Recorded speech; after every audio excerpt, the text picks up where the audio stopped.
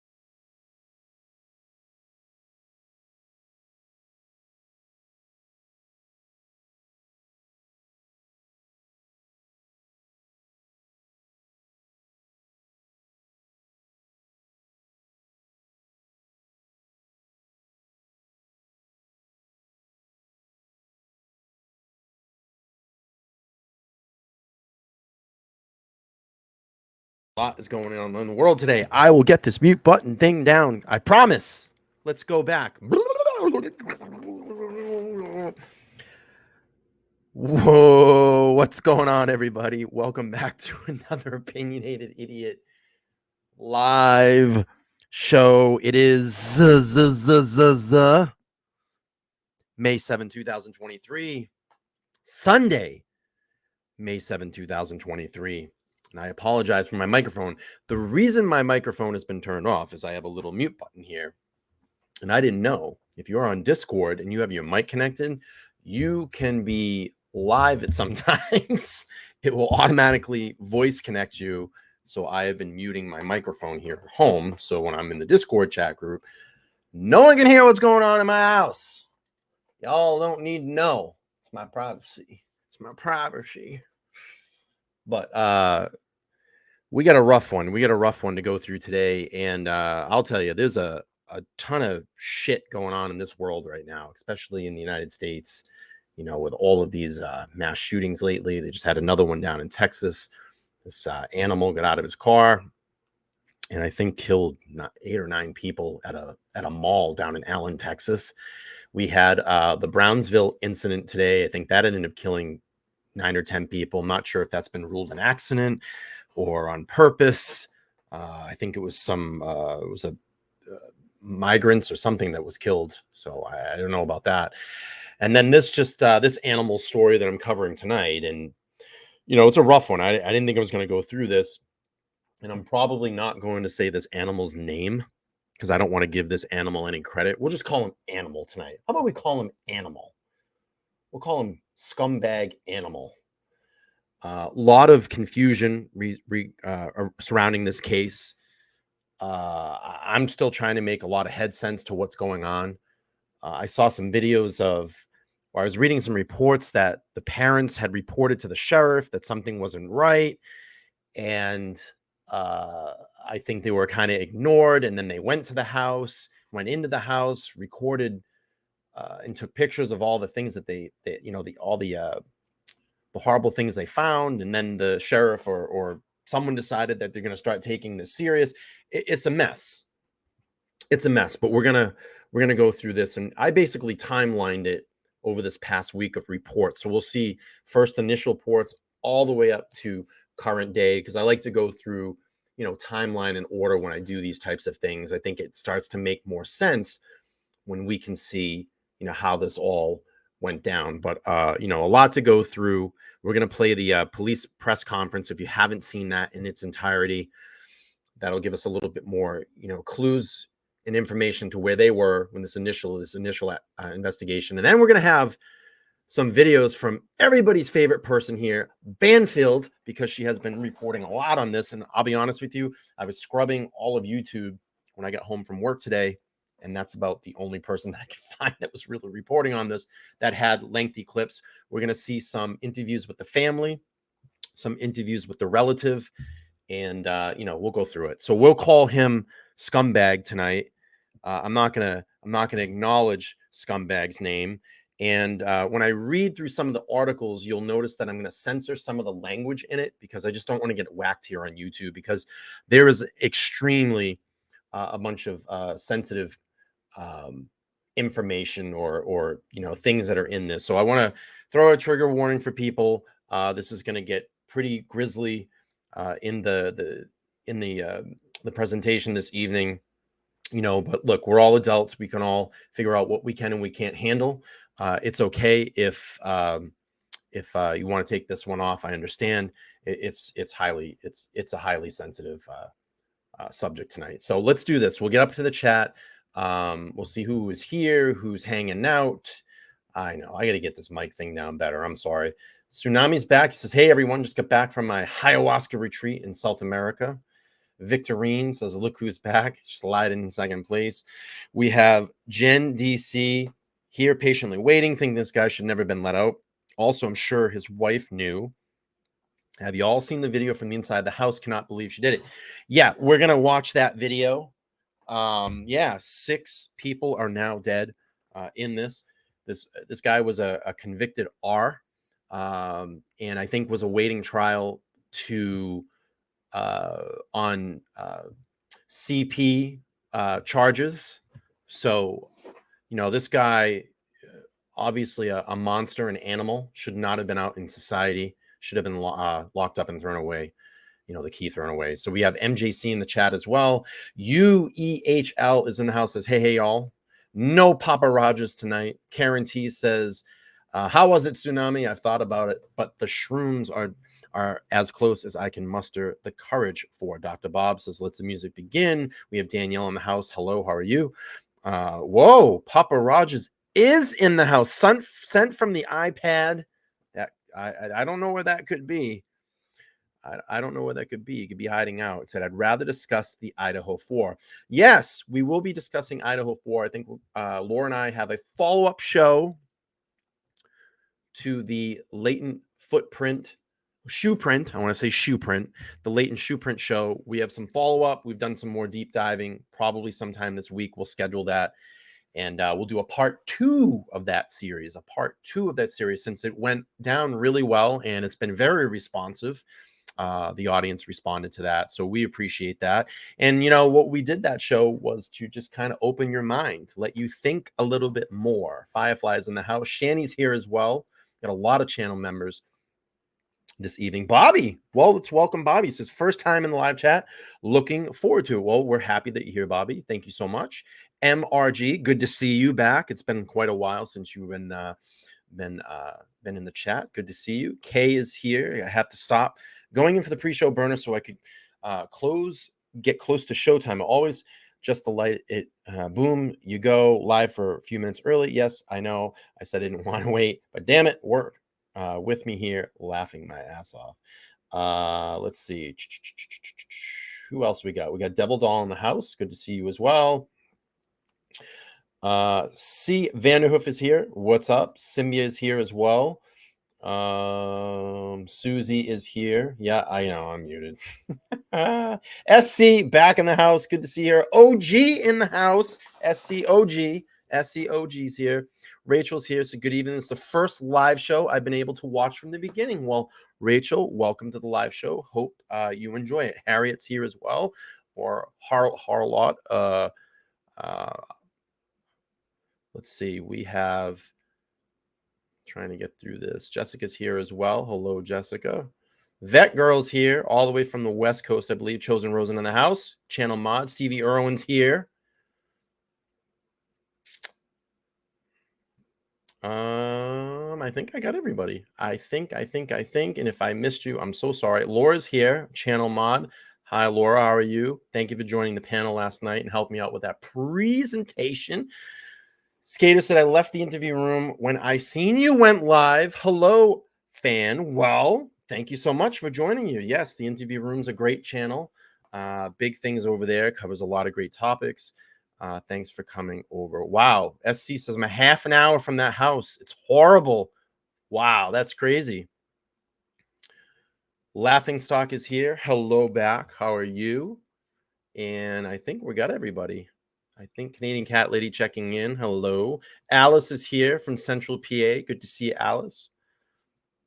P. Fox is here as hello. Cocktail Dress. Hi, it's my first time. A lot of first timers this evening. Everybody, welcome these first timers in the chat. Thank you so much. And I'm pretty close. I think I've gotten everybody. So a KC checking in as well. All right, let's get to the show. Let's get to the show. Let's get to the show. We all know. We get to the show. We all know. All right, here we go. 6 victims in, I think it's Okmulgee. County shot to death. Suspect believed to have killed self. So I'm going to do a mix of articles and videos this evening. Mix of articles and videos. So Okmulgee County, Monday morning, Oklahoma Highway Patrol issued an endangered missing advisory for 2 teens out of Okmulgee County. I probably have that wrong, but if I'm right, I'll feel good about it. The teens were believed to be with a man. This led to a massive search involving Okmulgee County Sheriff Office, OSBI, and many other law enforcement agencies in the Henryetta area. On Monday afternoon, investigators found 7 bodies on the property in Henryetta, the latest. Let's play, I believe there was a clip here. Hang on. Let's hear this clip here. It's the Executive Homes Weather Center on 2 News Wait for Oklahoma. damn ad. Storms will be increasing across the area, The day's most unique take on green country weather. keeping you and your family prepared throughout the day. The Executive Homes Weather Center on 2 News Oklahoma. All right, let's play this clip. Actually, I'm going to play this later. I don't know what happened here either. Oh, here it is. This is the clip I want to play. Sorry. We do have new details tonight from Here we go. investigators after they say Jesse McFadden killed 6 people, then turned the gun on himself. 2 News Oklahoma's Shay Smith was at a news conference this afternoon where detectives shared new information about the murders of 2 missing girls, their friend, and her family. Besides the emotional trauma that people suffer because of the realization of what happened to these young kids, trying to figure out why is a challenge they'll never get past. On Wednesday, Okmulgee Police Okmulgee. Chief Joe Prentice Okmulgee. gave an update on the tragedy that shook a community to its core. The problem that the community suffers with something like this is everybody wants to understand why. And like I said before, normal people can't understand why. People that perpetrate crimes like this are evil. The police chief says Ivy, Brittany, and Rylee were all shot once in the head. Their bodies were found a quarter mile from the home near a creek. Chief Prentice says Tiffany and Michael were each shot in the head twice, while Holly was shot in the head 3 times, and Jesse shot himself in the head. Tiffany, Michael, Holly, and Jesse were all found together further away from the girls and the house. Any evidence to believe that it's anything other than 6 murders and a suicide. The police chief also says they are working to figure out the answer to the question that everyone has. Why? All we Yeah. have Why? is where the bodies were positioned and the injuries to them to try to indicate what happened. And there's just no way to know. After the press conference, I asked Okmulgee Police Chief what happens next in the Okmulgee. investigation, because when you have a homicide or multiple homicides at that point, a suspect usually stands trial. But in this case, the suspect is dead. Questions that will never get answered because the only people that know are no longer here. We will continue to document everything that we have found and anything that we discover in follow-up interviews moving forward and generate a report. We will submit that report to the district attorney's office for her review as a formality because there is no prosecution to be had. All right, let's keep reading down here. So it says the latest. In the Wednesday afternoon conference, Okmulgee Police Chief Joe Prentice revealed that preliminary autopsy report showed 6 victims were shot in the head, some shot in the head multiple times. They believe Jesse, I did it. I wasn't going to call this scumbag by his name. We'll call him scumbag. They believe scumbag shot himself in the head. The victims are officially been identified as Ivy Webster, 14, Brittany Brewer, 16, Rylee Allen, 17, Tiffany Guess, 13, Michael Mayo, 15, and Holly Guess, McFadden, 35. I'm assuming that's probably Scumbag's wife. So we'll call her Scumbag number 2 because she probably knew about this and fucking hid everything from everybody and covered for the scumbag. You know, I don't care that those two people decided to scrub out their lives, but they scrubbed out 5 innocent victims in all of this. So investigators traced a 9mm gun used in the shooting to Scumbag number 2. It was purchased in January 2022. Earlier this week, James Mayo talked to Channel 2 News Oklahoma and said 4 of the 7 killed were her daughter and their 3 grandchildren. Mayo identified her daughter, Scumbag number 2, and her 3 grandchildren, Rylee Allen, Michael Mayo, and Tiffany Guess. Mayo told the Associated Press that Mowgli County Sheriff officer notified her late Monday that 4 died on the property where Scumbag number 1 lived. Family members say Ivy and Brittany were at Scumbag's house to have slept over with Tiffany and Scumbag's stepdaughter. A prayer vigil was held at 7 p.m. in the Henryetta Night Center gym.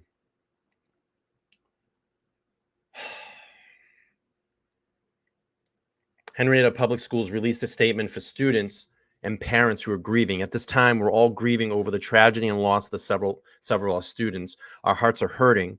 We have considered what to be the best for our students in the coming days. We'll have school at this time. School at this time will be an extremely difficult day. We want to ensure that all students have across grief counseling and the support of faculty and friends. We have mental health professionals and faith-based clergy on hand, but we understand if you feel this more appropriate to keep your student at home. Please continue to stop these families and the thought please keep these families in your thoughts and prayers. Thank you. You know, the biggest thing here is that we have I'd love to go back and see the track records of these judges that sentenced this scumbag and let him out. You know, it's very soft. We're very soft on these animals that like to touch children and put their hands around children and can't keep their fucking hands off kids. And for some reason, we're always very soft on these people. We all, the justice system always has compassion for them. These people should be locked away in a dungeon somewhere. They shouldn't be let out in society. You touch a kid, you should go to jail for the rest of your fucking life. Disgusting. So what happened? This started as an endangered alert for Ivy Webster, 14, and Brittany Brewer, 16. The teens were last seen on May 1st around 1:30 a.m. in Henryetta. Investigators said a man named Scumbag was suspected in the girls' disappearance. Scumbag, who has a criminal history, including convictions for R and larceny in Pittsburgh County in 2004. He is also on the SOR registry or SO registry. Scumbag was due in court Monday for soliciting a minor and possessing CP. Let's watch this video here. Give us a little. It's the Executive Homes Weather Center on 2. We'll wait for this commercial and we'll wait for this to come up. I'm sorry, I can't see the chat, but I'm kind of looking up and catching up. Thanks, Victorine. Yeah, I mean, these scumbags shouldn't be out. Should be locked up for the rest of their life. It's disgusting. All right, let's keep playing through and see what happens here. Are really processing through all of that evidence. I'm joined now by 2 News reporter Amanda. You guys can hear the video all right? They are Just going let me to be know. looking Type at a 1 in today the is kind chat of a if you can hear it. timeline of these events. That's right. There's a lot that's happened in a short amount of time. So just to kind of recap over that timeline, on April 29th, that was just this past Saturday, 14-year-old Ivy Webster was going to spend the weekend with a friend, Tiffany McFadden, and 16-year-old Brittany Brewer. The girls and Tiffany's mother and stepdad, Holly and Jesse McFadden, and their reportedly 2 sons were supposed to go to swimming on a ranch in McAllister. This is when investigators say things went wrong. They say no one showed up and none of the family has heard from the girls all weekend. Fast forward to Monday morning, Ivy's parents still hadn't seen her or heard from her. They say the app they used to track her had been turned off, and so that's when they reported her missing. Investigators spent all morning looking and sent a missing endangered alert for the two girls and Ivy and Brittany. Then around 4 in the afternoon Monday, just yesterday, the sheriff's office confirmed they found 7 bodies. The sheriff's office said they'll wait for the medical examiner to confirm the identities, but they do believe that they found the missing people and believe there's no threat to the public. There's no suspect at large that we are looking for right at this moment. So that's the most important thing, is that there's no one else out there that we're looking for at this time. So, there's no threat to the community. And we are waiting for investigators and the medical examiner to give us more details on how these people were killed and identities. It's something, we definitely expect in the days to come. There is a lot to unpack here coming up in the next half hour. We're going to be digging into Jesse McFadden's past. He has a lengthy criminal history, so we're going to bring you all of that. But for now, we're going to send it back to studio with Justin for the news of the day and also a look at your first forecast with meteorologist Michael Sager. All right, so that gives us kind of an idea what happened, how this all happened. I'm not going to continue to read through the article. I just wanted to refresh everybody what was going on in this story. So it's funny that, well, I don't want to say it's funny, but it's interesting that you're all talking about the dark web. When you see the inside of the house, and we're going to play that video that the parents took, they actually went into the house and took evidence. You can see a lot of computer equipment in there, and you can see webcams. I'm sure that this dirtbag, this scumbag, was broadcasting what he was doing to these girls. It was probably part of his fantasy, whatever. I can only assume. I don't know. I'm just making an assumption, but we'll see what happens here. But again, like I said, if you're just checking in now, we're covering the supposed, they're calling it the Slumber Party Massacre out in Oklahoma. And what I did is I went back and timelined this about over the last week. So we'll play videos, and I have a mix of videos and articles that we'll go through this evening. Let me play up the next one. I believe this one is a video. So let's cue this one up. We'll play through it. And I'm Shay Rozzi. This is a story we've been covering all day. It's a very difficult story to share with you, but an important one to tell. This is 14-year-old Ivy Webster and 16-year-old Brittany Brewer. Both of the girls' families say they were staying with their school friend at the time of their disappearance over the weekend. What they didn't know is that friend's stepdad was a convicted rapist. Ivy's mom says that man, Jesse McFadden, was one of the other bodies found. His wife and her 3 children are presumed to be dead as well. We have live team coverage. We are going to start with Fox 23's crime and safety reporter, Abigail Dye. Abigail, I know you've learned McFadden was supposed to be in court today on another case, and all of that may have led to the killings today. It seems like that's possible at this point, Shay. I mean, I've been out here all day, and it's still really hard to wrap my mind around what happened here. And I've been in contact with one of his previous victims, a woman who's a victim in this child porn case, and some of the evidence that she's shown me leads me to believe that you might be right. It's hard to understand how or why someone could do something like this, but I feel like these text messages that she shared with me give us a little bit of insight. Now, I heard something about text messages that this scumbag was paying someone to text as like being the victims or something like that. I heard some. Did you guys hear anything about like that in this case? They were saying that he was paying someone to text as the victims and like presenting that they were still alive. Like, what the hell? What's going on?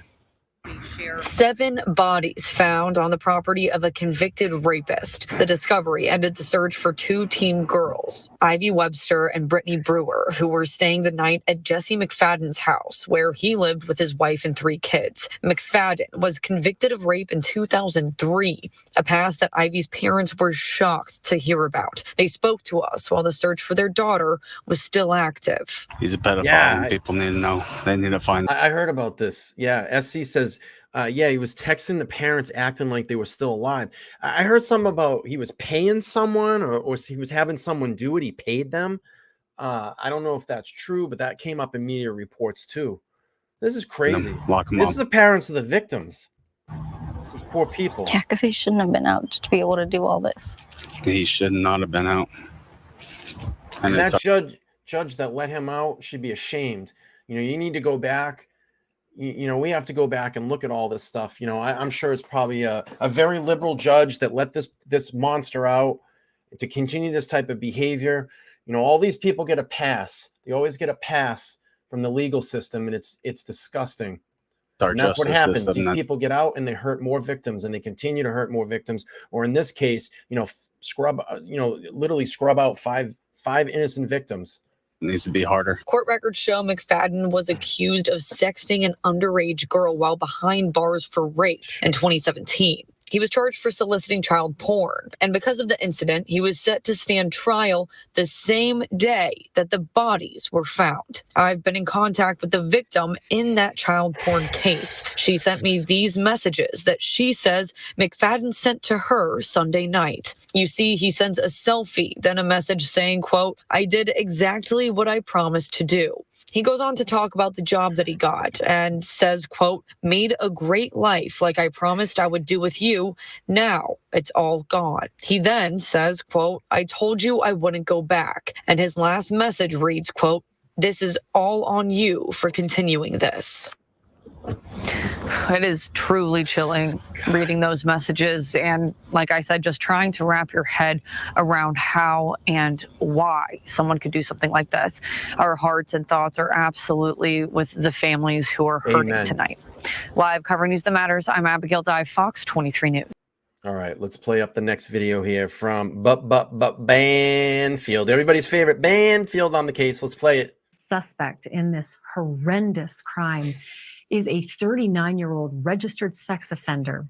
I mentioned his name before. It is Jesse McFadden. He had a long criminal history. I'm not going to say his name. And in fact, he was due in court just today. I'm not going to say his name. Child porn charges and soliciting a minor. That he was doing while he was incarcerated. Joining me now is Crystal Strong. Crystal was a child rape victim of McFadden's in 2003, and she helped to put him in jail for 20 years. Crystal, I can't imagine what you're thinking at this time, given what you've been through, and then just hearing from Milena about what she's coping with. I mean, I'm okay. My trauma's been dealt with. My heart goes out for the families. I begged the DA a long time ago not to ever let him out of prison because I knew that he would do this to someone else. I've never been contacted about when he was getting out. The last time I heard from anybody was when I was 17, and the DA or whoever it was told me that Jesse was really high on meth, that he's sorry, things happen and I need to learn how to forgive. And I hung up on her and I tried to suppress the memories and move on with my life. I don't have any contact with Canadian Shores or any of that area. And the minute I heard about this morning, I had a gut-wrenching feeling that those babies weren't going to come out of there. Crystal, this happened to you at the same age. I mean, Brittany's mom just told us she had only just turned 15. You were 16 when he attacked you. What was the circumstance? He was actually, so I grew up, my dad lived around there, around Canadian Shores, and I grew up with his girlfriend and her sister. And he had showed up. I had been at a party that night. In McAllister, oh, it's what they always do. My truck in McAllister. They always blame it on the drugs. It's always the drugs. And so then what they do is they go in, they get caught. They say, "Oh, I have a drug problem." They go through drug treatment programs, and then they're right back on the street because it's not my intentional thoughts and my intentional actions. It's always the drugs. You know, oh, it was the drugs that made me do it. You know. It's crazy. 3 friends way actually, and my too stepmom had drove soft. by that night in the middle of my rape, but they kept going because my truck wasn't there. But Jesse had showed up and kept telling me that Holly kicked him out. He needed somewhere to go, things like that. And I was like, look, you really just need to call Holly. Like, you don't need to be here. And then I remember just being shoved through my door, a sock in my mouth, and being tied up to my own bed. Jesus. And just horrible things happening. I remember the DA telling me that I would never have children. I just suppressed a lot of those memories, and then today brought it all back. And I just, all I wanted was those babies to be brought home. And that's what we were all hoping for when that alert went out, that I they knew would it wasn't find gonna be those safe. girls. You know, and she's probably going through some, you know, what do they call that? Victim, like victim depression, you know, because she probably feels like she, you know, with this monster being let out, that she didn't, you know, I don't want to say like try hard enough, but it wasn't, what's the words I'm looking for? I can't even get them out. I'm so upset. You know, she probably, like I said, having some victim depression right now because her case didn't keep this animal behind bars. I guess that's what I'm getting at. It's terrible. This is sad. It's very sad. I've been talking Survivor to guilt. Thank you. Caitlin Babb. That's it. Survivor They've been guilt. putting Thank her you. case on the back burner for a lot of years. Thank you. The girl with the pornography, with the charges that he was. I'm like so worked up about this case. I can't even get the words out. My mind is just all over the place. Like, how was this animal let out? And what he did is, it's just like, what the fuck? To court for. He basically told her this morning, and I have screenshots of him telling her that when this all goes down, this is going to be your fault. And supposedly she gave that to the cops, I guess, and nothing was done. And I want to be really clear, Crystal, you're talking about Caitlin. She was the subject of That's those how I feel. lewd photographs. That's how I that feel. Jesse McFadden had in prison on said it. contraband Sweet. phone. And she has spoken with you and given permission for you to tell her story. Yes. She said that everybody keeps blowing her off. Sorry, repeat that? She said everyone keeps blowing her off and not doing anything. She's been just shoved off to the back burner. And then last night, Jesse had messaged her, I guess from a fake account called Holidays. I have that screenshotted too, telling her, I've done everything I was supposed to do, and you just won't let well enough alone, basically. And now this is going to be on you. Basically, I felt like he was telling her you're going to do something, and she took it to I said, you need to take that to the cops. And she said, I did, and nothing's being done. And she was. It's always, you know, soft on the SOs. They're always soft on the SOs. You know, you know, it's that stuff. Oh, we gotta get them some help. You know, we gotta get them some help. It's always soft on the SOs. Was prepared to go through with this court hearing today, because this court hearing today for him was about that. She's been trying to do this. This all happened, I guess, when she was 15 years old. He I don't even blame told you, her sweet. about me back when all this happened. Tried telling her that it all started like I was trying to do it with him, and then all of a sudden I didn't want it anymore. He had that girl so brainwashed. Thank you for watching. All right, let's keep moving along. I got the parents here of the victim of Ivy Webster. It's going to be a really tough interview to watch. Let's pull this up and see what they have to say. Let's send them some prayers. Let's send them some prayers. Again, it's going to be it's a rough show tonight. There's really sensitive content. There might be some trigger stuff here. So if you want to take the night off, you know, I don't mind. It's okay. As you can hear through the presentation tonight, I'm going to be changing some of the words and languages that I use, so I just don't get nailed on YouTube for it. But let's send this family some prayers. They need some prayers right now. Justin, you just went back down to the scene. Talk to us just why you wanted to go back there this morning. I wanted to see her. I wanted answers. I wanted to go on the land and get the answers myself, and I know I can't. But we need to be told the answers of everything here soon. I'm tired of hearing we can't know right now, and it's frustrating. We need to know. Everybody needs to know. And kind of tell us, you know, this weekend, you know, I know you were contacted. Just kind of talk about how the events unfolded and how you learned about everything. Well, she was supposed to be home. Now Start that from the beginning. Okay, so Saturday she was going out. They were going to go to the mall and then main event, which they did, and spend the night. And as far as we knew, it was As they've done before. Yeah, Ivy and Brittany were going to Tiffany's. So nothing out of the ordinary. Me and Ivy were Snapchatting up until about midnight Saturday night. And then Sunday, I got a message from her, which was a little different, but I didn't think nothing of it. It was, hey, we're going to run to McAllister. We have to go. Jesse's got to work on like the ranch or fence, whatever, which they've gone before. So again, didn't think nothing of it, but usually I'm gonna tell you, I mean, I'm not try and make light of the situation. This guy has an amazing fucking beard, by the way, and it makes me not want to have cut mine off. But yeah, shout out to the beard. Let's give this guy some props to the beard. Uplift his family, send them some prayers, send them some some well wishes and all of this. It's a tragic situation. Very, very tragic. Let's play on here. I get, hey mom, is that okay? Or I love you. Didn't get that, but it didn't think much. I said, okay, try. She said, we'll be home by 5. I said, okay, if you can a little earlier because, school tomorrow type thing. Okay, I'll let you know type thing. No, I love you. No, none of that. Then I get a call from Jesse a little while, about 5 or so, saying, oh yeah, we're still out here in McAllister. The phone was really cutting out. Not getting good service. I said, okay, keep me updated. And that was the last contact. That probably, I believe the girls were already gone at that point.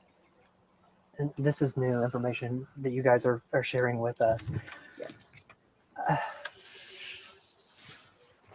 They never made it to McAllister. He planned it, and when he sent that text or call or whatever to what's her name, the girl that he made contact with when he was in jail, the reason why he was going to court, we were supposed to go to court yesterday, he told her that what's going to happen is going to be all her fault.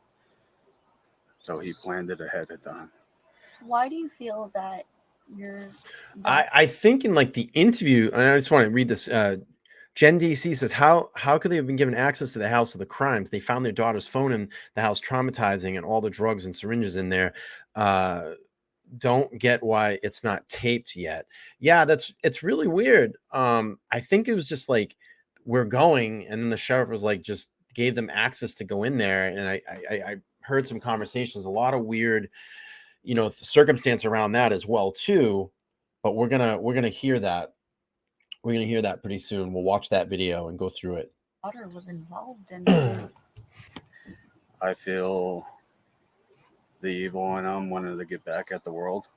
I agree. And he wanted to I agree, hurt the sweet. people that he loved most. And our daughter was best friends with Tiffany, his daughter. And they were inseparable. They did everything together. And I think he just wanted to act out at the world and take as many as he possibly can. We're finding out that there was some other girls that were contacted to go out that day as well. And some of them didn't go, but it could have been a lot worse. So obviously, he's going to court and all these things. I mean, you kind of seem like you're maybe a little bit upset with the law enforcement, kind of talk to me about that. I mean, he should have been stuck in jail. He should have rotted in there from the get-go. Especially if he was sneaking phones in and... He snuck a phone in jail and solicited with a minor in jail. And was still released. If that's not any proof that he can't be controlled, then I don't know what is. In Oklahoma County... Were they renting the house? McAllister and Pittsburgh County, they need to be held accountable. They do. We need answers of why this monster was released. I smell a big lawsuit. I smell a big lawsuit coming. All right, let's hear this was the sheriff talking in and around the investigation. It's a little bit of a long one, but we're going to play through this. Is everybody ready? Good afternoon. My name is Joe Prentice, and the spelling is Joeprentice. I am police chief for the city of Oklahoma, and I also command the District 25 Violent Crime Task Force. With me is Carol Iskey, our district attorney, who sponsors the Violent Crime Task Force, and Sheriff Eddie Rice, who was one of the reporting agencies when this investigation started. I've got a brief statement that I'll read, and then I'll open it for questions and answer questions, the questions that I can. As you know, Ivy Webster was reported missing to the Oklahoma County Sheriff's Office, and Brittany Brewer was reported missing to the Henryetta Police Department on Monday morning. I received a request shortly after to activate the Violent Crime Task Force. The task force began the investigation and as part of that obtained a search warrant for the property on Holly Road. Because of the extremely large size of the property, we requested assistance from the OSBI. During the search, the bodies of 7 individuals were recovered. All were sent to the medical examiner for autopsies, and those examinations have been completed. Scientific identification has been obtained on all 7 of the individuals, and I have information regarding their injuries. That being said, it is important to remember that all of this information is extremely preliminary and no official reports from the medical examiner's office have been issued. The injuries include Ivy Webster suffered 1 gunshot wound to the head. Brittany Brewer suffered 1 gunshot wound to the head. Rylee Allen suffered 1 gunshot wound to the head. Tiffany Guess suffered 2 gunshot wounds to the head. Senseless. Michael Mayo suffered 2 gunshot wounds to the head. Holly McFadden suffered 3 gunshot wounds to the head. And Jesse McFadden appears to have shot himself in the head. I'm assisting the Violent Crime Task Force with the search, the crime scene, and the investigation were the following agencies: the Oklahoma County Sheriff's Office, the Henryetta Police Department, Henryetta Fire Department, OSBI, ATF, and the Muskogee Nation AG's office. That concludes my statement. I will answer any questions that I can. Chief, when do you believe that these killings happened? I don't know. Based on the investigation, we believe that the girls were spotted in Henryetta on Saturday night. Beyond that, I can't tell. Were the victims found in one spot? No. Whereabouts were they found? Ivy, Brittany, and Rylee were found separately, approximately 150 to 150 yards apart from each other, and approximately a quarter of a mile southeast of the McFadden residence. Do we think they ran away? I don't have any evidence to indicate that, but there's no way to know. And the other 2 victims? Well, he was due in court that Monday on CP charges. So he was going back to court and probably going to prison for a long time, but he was let out before that. And that's what the result of what happened here. Disgusting. There's more than just shouldn't have been let out of prison. The other 4 decedents were found together approximately 450, 500 yards east and a little bit south of where the 3 girls were found. And they were all together. Was anyone able to call 911? As far as I know, there was no 911 call made. And do we believe that all these killings happened around the same time? I don't have any evidence to indicate otherwise. Chief, what led you guys to getting that search warrant? Because Emmy's office was there immediately with you guys when you guys were doing that. Was there, you guys got the property that morning because he was the person you were looking for and stumbled across something and then back out like normal and ask for a search warrant? Something very similar. That morning, deputies and task force members went out to the property in an effort to see if there was anyone there. While at the property, they got no response at the door, and they observed what they believed was a freshly disturbed area of dirt in the yard or the curtilage area around the residence. They came back and reported that, and we got a search warrant for the residence and the property. Have you traced back this gun? I'm sorry, one at a time. Very similar questions. Have you traced back this gun, and how did McFadden get the gun, and what kind of firearm was it? We did conduct an e-trace on the firearm. It was a 9mm handgun, and it was purchased in January of 2022 by Holly McFadden. When you were talking about disturbed dirt, are you talking about graves, for lack of a better way to put it? That's what the concern was when it was observed. We have since discovered that the property owner, who is not the McFaddens were renting. The property owner had cleaned out a horse pen and had dumped that debris there. So they didn't see a body and then back out? No, There weren't graves dug or anything. no, Do no. we believe he Did executed McFadden them? leave a note? I'm sorry? Did McFadden leave a note? No note was found. Do we believe that he executed them? I don't know that I would use the term executed. I believe that McFadden shot all of the other decedents. Do the victims have any defensive wounds or anything? I didn't observe any. I haven't had any reported to me from the medical examiner's office, but I would caution you and remind you that this information is extremely preliminary. Any other trauma to the body? One at a time. Overall, what do you make of the situation? Family members tell us they believe this person planned this. What do you make of this? I'm guessing you've never dealt with anything like this before. Several questions there. I follow the evidence. All right. And the evidence is that Jesse McFadden murdered 6 people and then killed himself. Beyond that, I don't know what his thought process was. Whether he planned this, and if he did, how long, I don't have any evidence to base an opinion one way or the other on that. Was anyone tied up? No. Was there any other apparent trauma to the bodies other than these gunshot wounds? None that I observed, but again, it's really early, and I haven't gotten anything from the medical examiner. Chief, there was a text message sent to Ivy's parents Sunday night that was odd, they said. Do we believe that was sent by Jesse? I'm not sure I know what text message you're talking about, so I can't comment intelligently. Were there any signs of a fight? I didn't observe any, no. What's your theory of motive?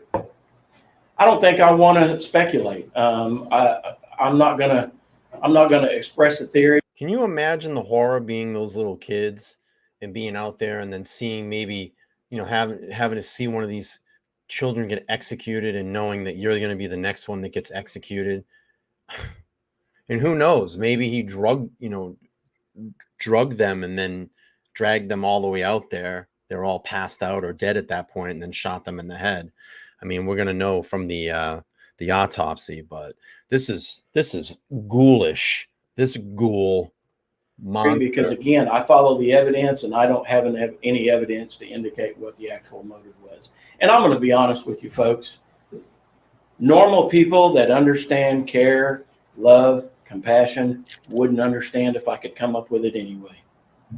Chief, what kind of impact does this have on law enforcement? I mean, this is now 2 weirdly similar cases that you've had to deal with in just the last 6 months.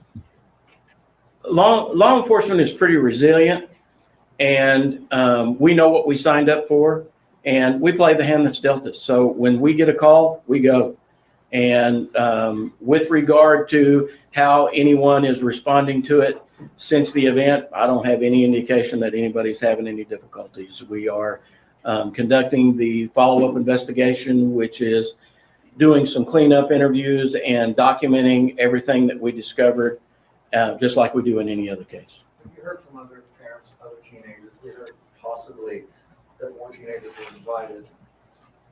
I don't have any information along those lines. That's first I've heard of it. Do we think he planned it?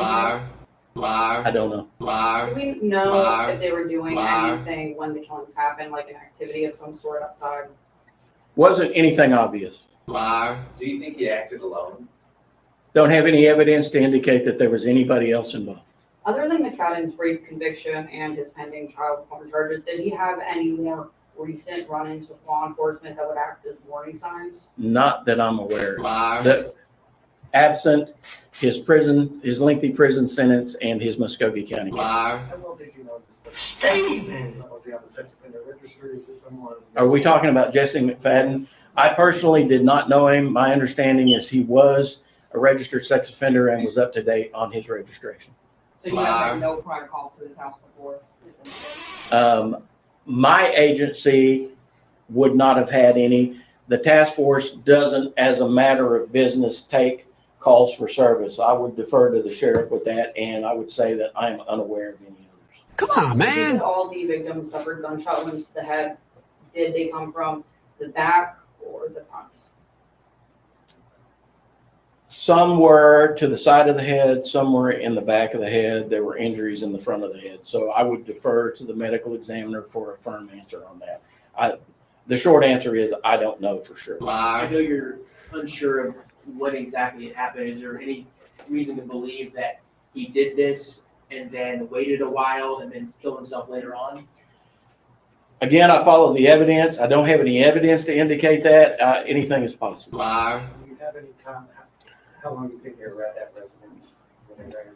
On a weekend, you showed up that Monday? Do you have any idea how long they were at? My understanding is the girls were friends with Tiffany, who lived at the residence, and were allowed to go and spend the night with her on Saturday, and were supposed to come home Sunday. And when they didn't, they were reported missing. Beyond that, I don't have any information. What were the ages of all the victims?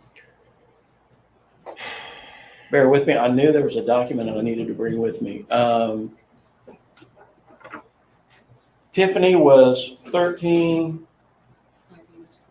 Michael was 15. Rylee was 17. Ivy was 14. Brittany was 16. Holly was 35, and Jesse McFadden was 39. Just to confirm, the three, Rylee, Tiffany, and Michael were all Holly's kids, not Jesse's. That is my understanding, yes. So these are his stepkids. Yes. Did he make any recordings on his phone of his deeds or try to post anything to social media that you can determine? We recovered one phone from the residence that we believe is Holly's. We recovered pieces of a phone from a wooded area quite a ways from the residence. We do not know who it belonged to. If that's not his phone, we haven't located his phone. Any other significant pieces of evidence other than those phones, the guns, and of course the bodies? We took some other evidence, but nothing I'm willing to comment on. Is there any indicator that any of the victims were drugged or anything? Not that I'm aware of. With the four family members being found together, did they appear to be sleeping? Without going into a lot of detail, that scene appeared to be staged. You are fake news. And that is my opinion based on You what are fake news. Staged as in the bodies? I don't want to go into details. I think the bodies had been moved from where they were originally killed. Were they all found outside? Yes. Okay. But they weren't killed at the same time? I mean, some were killed at one occasion and then just given the distance you're talking about and traveled somewhere else? Well, there's no way we can know with certainty, but logic tells me that some were killed in an area 400 to 450 yards away from others. So yeah, there would have been some space of time there. Yes, sir. Yes. Are you certain about McFadden's sex offender registry status? We attempted to look him up and didn't find him there. I am certain of what I've been told. I have not checked it myself. Are you certain of Brittany Brewer's age? I was told by your father that she was 15. No, I am not certain. That information was provided to me early on. I made a note of it, and I am not 100% certain. I spoke with a former victim of his who was set to testify against him and the trial he was supposed to be on Monday, and he sent her text messages or Facebook messages the night previous. Have you spoken with her? Do you know anything about those messages? We've received copies of those text messages. He did make contact with her, and I don't think it was a text message. I think it was a Facebook Messenger message, and tried to lay blame for his situation on her. So do you believe that the killings happened prior or after those messages? I don't have any way to know that. Is the district attorney correct? That this person was supposed to have a jury trial Monday? That was in Muskogee County, correct? Is that your No. jurisdiction? No, I'm a This guy, this sheriff's sweating, bro. Those text messages The were sheriff's blaming sweating. the victim for what he had done to Lisa. No. My interpretation of the Facebook Messenger messages that I read was he was blaming her for his situation with the criminal case in Muskogee County. Why is Oklahoma police on this instead of Henryetta? Well, first of all, the scene was outside of the city limits of either Henryetta or Okmulgee and would fall under the jurisdiction of the sheriff's office. Oklahoma Police is involved because we are part of, and I in fact command the District 25 Violent Crime Task Force, which conducts violent crime investigations in both Oklahoma and McIntosh County. You are fake news. Again, with the timeline, I'm sorry, I know you don't have a lot of details, but can you give us an idea of how far apart these killings could be, or if they all happened at once? I don't have any way to base any speculation on to give you a realistic timeline other than the distance between where the bodies were discovered. It could have happened in quick succession, or there could have been a significant amount of time between. There's just absolutely no way for us to know. I know you mentioned it already, but I'm just trying to get clarification. Can you explain again where the bodies were found and how close they were? It kind of sounds like maybe 3 were found close together and then the other 4 were found. I'm going to let him answer this question, then I'm going to move on. We pretty much got the gist of, what's going on in here. I got a couple of the videos and some articles. Maybe I might skip the articles and just go to the videos because I'm kind of a video guy. I like watching and commentating over video. So let's let him answer this and we're going to move on. I think you guys have seen enough of this. Like 2 different groups? Yes, that's correct. From the McFadden residence, which is probably 100 yards off the road, approximately a quarter mile south and east of the residence, there is a creek. And the creek is within a tree line, but just barely.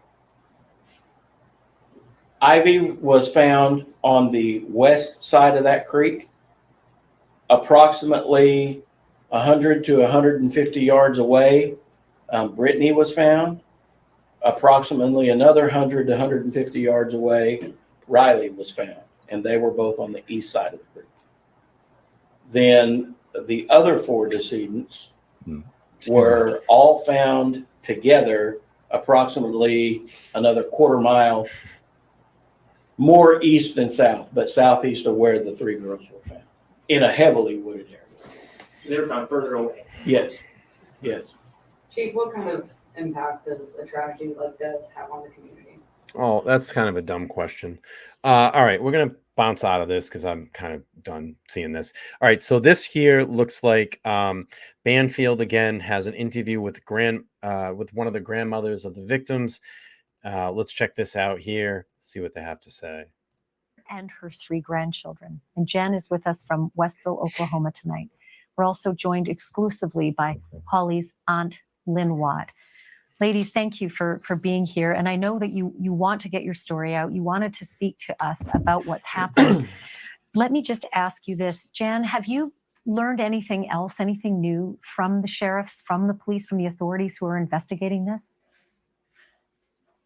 The only thing that I've heard so far is that my granddaughter, Rylee Elizabeth Allen, was shot in the head and died that way, and that my grandson, Michael Mayo, was undetermined cause of death. The other 2, they haven't determined yet. They haven't done their autopsies. So your daughter, Holly, and her youngest, Tiffany, 13 years old, they haven't finalized the autopsies on those 2, so they haven't been able to give you a cause of death? Oh, not yet. Did the sheriffs or did any of the authorities tell you what they think happened just from being able to assess the scene? No, I can't get any information. Sorry, I got super They're heartburn not tonight. I needed a releasing any Tums. information to me at I needed all. Tums. What did the authorities tell you Super when you heartburn. got that just horrendous phone call? All they told me at first was that Jesse was missing and the 2 girls that he supposedly kidnapped were missing. Nothing about my daughter or my grandchildren. Yeah, I had to find that out from wicked Facebook heartburn. that they'd found 7 bodies. And nobody told me anything until 10 o'clock that evening that my granddaughters, my grandson, and my daughter were dead. So It to was be 10 clear, the o'clock police, did they, at 10 o'clock, did the authorities eventually call you to give you this news officially? Yes, at It's 10 insane, o'clock. it is. And that's when they told me that my family was being transported to the Tulsa Medical Examiner's office. Was there any other detail that they were able to give you during that phone call? The only thing that they told me at that time was that they had been shot and nothing more. Did they say that all of them had been shot? Because originally we had heard that just Rylee had been shot, but did they say that all of the family members had been shot? That's what I was told, that they had all been shot and that he took his own life. Was there any indication at any time, Jan, that this man was so incredibly dangerous and to the point of being lethal? No, there was nothing. I saw them Thursday at my granddaughter's choir concert, and everybody was happy. They were just smiling. They were in a good mood. Tiffy had gotten up and sang with her choir. She was getting ready to do cheer. Well, doesn't the devil always have a smile on their face? Isn't that what they say? The devil always has a smile on their face when he comes to get you. Leader tryouts on Friday. They were just happy. And did Holly know anything about his criminal background, his time served, and the charges of criminal rape that he had served that time for? Yes. The only thing was he had lied to her and told her that the girl was 19 years old, not 16, and that... Gee, seems like the grandmother knows more than the fucking sheriff in this case, huh? Kudos to the grandmother knowing what's going on here. She's got the fucking story straight more than the sheriff in this case. Everything was Jeez, just a she's a hero. misunderstanding. He paid a young lady. She's better to at investigating than the portray sheriff. The victim to sit down and have a talk with my daughter. And she told him, oh, it was just a misunderstanding. You don't get 20 years for a misunderstanding. She's a smart cookie. He paid a person to impersonate the victim of his crime to tell your daughter a lie, that it was her and that it wasn't a crime? Yeah, it's exactly what he did. And he Smart never lady. indicated at any time that he was a registered sex offender at that property where your family was killed. No, my husband and I didn't find out Smart until lady. middle to late March, when my husband was looking up a coworker that he worked with to find out what his charges were, and Jesse McFadden's criminal history. Let's send some prayers over to this family as well. You know, they lost loved ones as well. So let's keep them in your prayers as well. Popped up that he was a registered sex offender. My husband then contacted our daughter to find out what was going on. Why were they there? Why was he in that house with our grandchildren? And what date was that? That was in March, probably about the 20th. And what answers were you given when you confronted him with the fact that he was a registered sex offender? Our daughter wouldn't let us confront him. She said, oh, it was just a misunderstanding. I've talked to the girl. At that time, we didn't know anything about the real victim. It's an unbelievable story, Jan. I cannot believe that this has happened to you and to your family. Thank you for watching. All right, let's keep playing on here. A couple more videos to get through, then I'm going to wrap this one up. I want to just thank everybody for hanging out this evening. I know this is really sensitive content. You know, I told everybody that, you know, this is going to get pretty rough tonight. You know, I'm not angry if you can't hang out this evening. I understand. But this is the reality of our world. And these cases need to be brought to life so we can understand them and then have our legal system not make these same mistakes.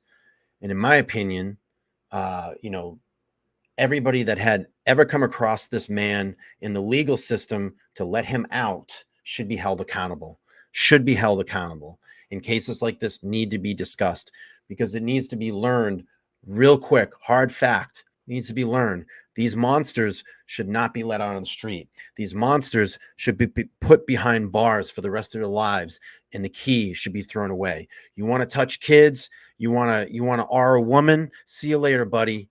No, see you later. Let's lock them up for the rest of their lives.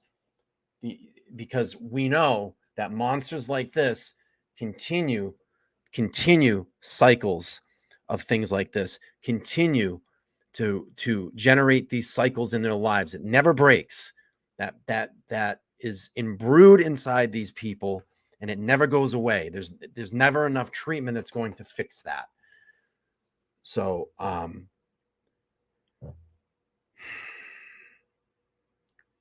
this needs to be talked about, and these monsters need to be put behind bars. All right, let's keep playing on here. I am joined now by Joe Guess. He is the father of the youngest victim, 13-year-old Tiffany Guess.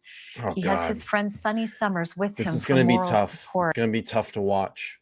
Let's pray for this. Let's pray for this family as well. Joe, I am just so sorry for you and what your family is dealing with and going through. Oh. Have you heard any more information or details from authorities about this crime? No, I've got one phone call, and that phone call was yesterday saying they found 7 bodies, and that's the only thing I've heard. Who was it that made that phone call? It was some investigator down there at the property, but that's all I know. And an investigator was able to inform you of the fate of your daughter? They said just 7 victims. They didn't tell me who it was. How did you find out? Facebook, the news online, and Holly's mother finally said or posted that it was the kids when they said on there confirmed. So you've had no outreach, no contact from authorities in any way, even just for emotional support in this terrible crime? No, not at all. I am so sorry to hear that, Joe. Did you know anything about this perpetrator, this stepfather of Tiffany's, Jesse McFadden? Did you know anything about his history as a registered sex offender and as a rapist? No, because my daughter would not have spent a second in the house. I would have brought the whole damn police force with me, or I would have drug him out by the nape of his head. Holly never mentioned anything at all to you about this. No, the only thing we ever talked about was at the beginning of their relationship. We had an understanding that no one would be around the kids unless we both agreed upon it, and we did a background check, and we were okay with it. I asked if there was a background check. She said yes, nothing was there.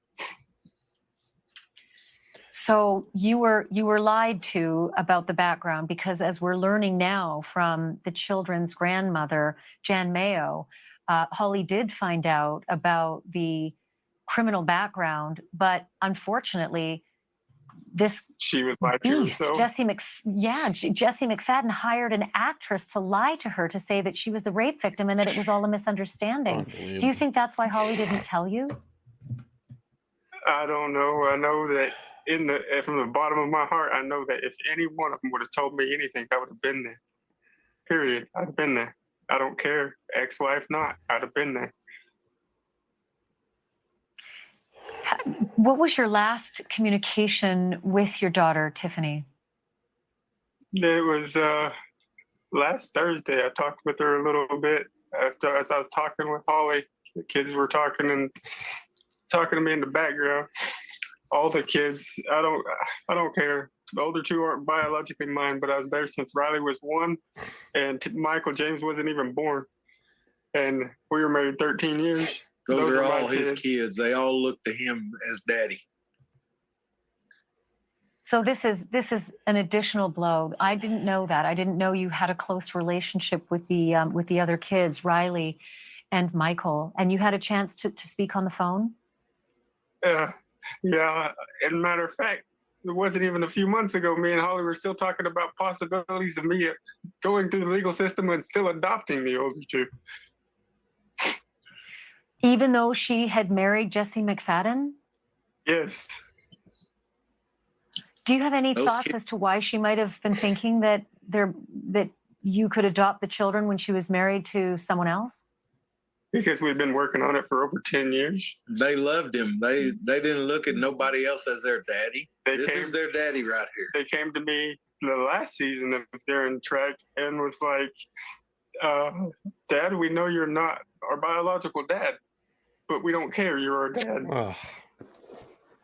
So Rylee and Michael called you dad as well? Yes. I am just so That's sorry. one of the most incredible, tough bonds to make with a child. To have that trust that you are not a biological father, to gain their trust for them to look at you and say, you know, we call you dad as well. It's heartbreaking. What you're going through. This is just, it's such a tremendous, I mean, it's a unimaginable loss that what's happened.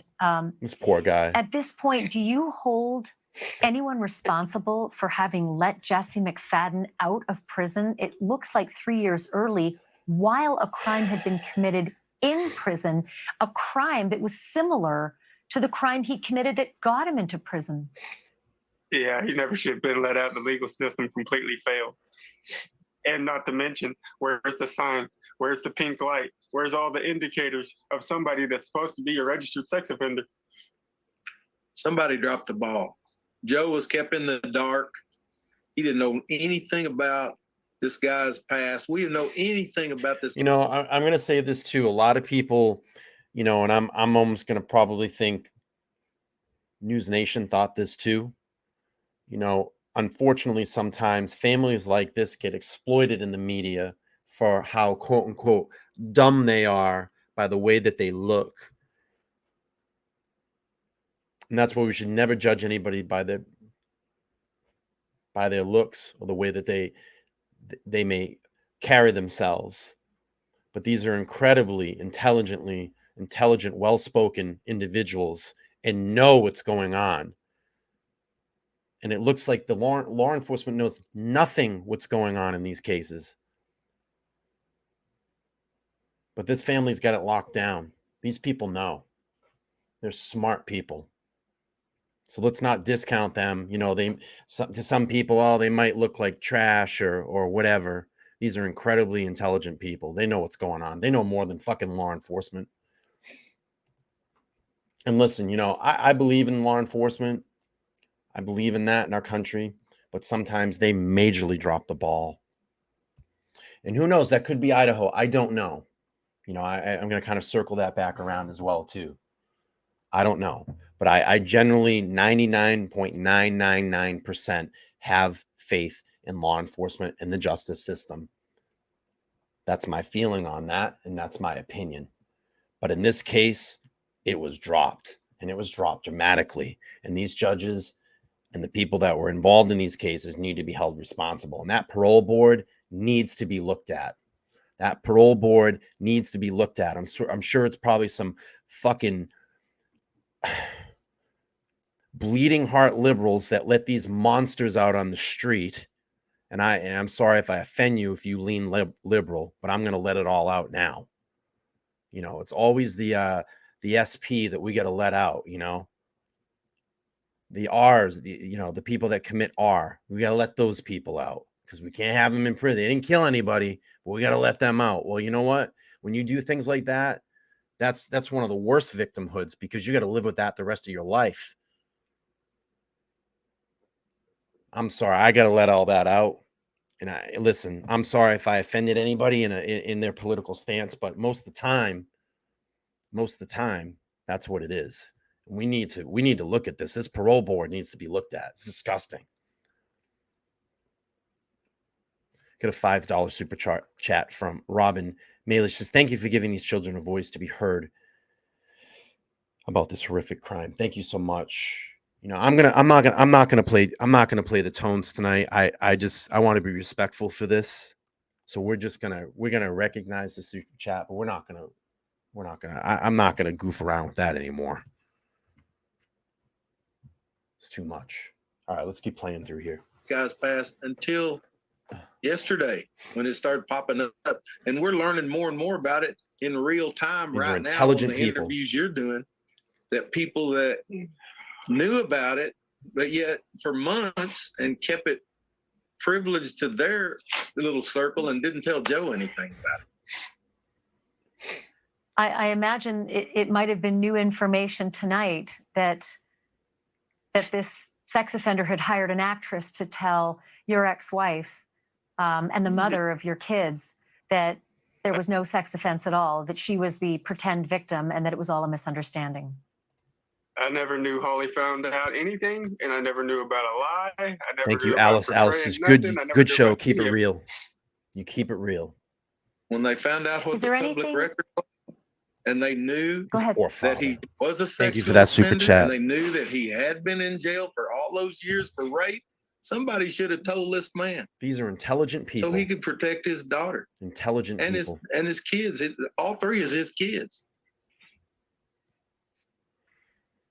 What would you like, Joe? What would you like us to all know about all three of those kids, Rylee, Michael, and your daughter, Tiffany? Well, they were taken from me too soon, but the best moments of my life. Thank you, Danielle, My, for the $5 super oldest sticker. Rylee Let's was let this amazing. gentleman talk. Great artist. All the time asking if she could just draw me something. My son, always excited about showing me a new video game and talking for hours about video games and engineering and building this and building that. My youngest, straight A student. Most amazing, sweet, kind person. Doesn't matter where I'm at, what I'm doing, she'll come running and jump in my arms. Daddy. Track And star. I'll never get it again. Daddy's girl, track star. Fun-loving kids, man. Fun-loving, good kids. It's We're a shame. looking at the pictures. We're looking at the pictures of them, and they really are beautiful children. And I am just so sorry, Joe, for your loss. My heart goes out to you tonight, and I hope you learn more information from the authorities in the coming days. And Sonny, thank you for being there for Joe, for his moral support. Again, our thoughts and our prayers are with you tonight, both of you. Thank you for doing this. Thank you for bringing light to this story, man. We appreciate it. Thank you. All right. If you pray in any way, if you're spiritual, you turn to God, whatever it may be, let's pray for Joe. He needs some prayers or some well thoughts, or I can't even get the words out.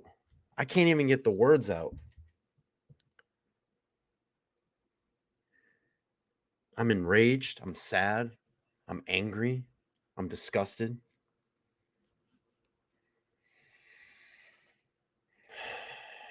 Vanderhoof, thank you so much for the $1.49 super sticker. All right, let's continue on. Then we're gonna wrap this one up. I'm not gonna read through the articles. We kind of know what's going on here. Let's just get to the video. So this one is on May 5th, 2023. So it's 2 days ago. Another Banfield video. All Banfield tonight. I think Brian Enton's in this one as well too. So we get a little perspective from Brian.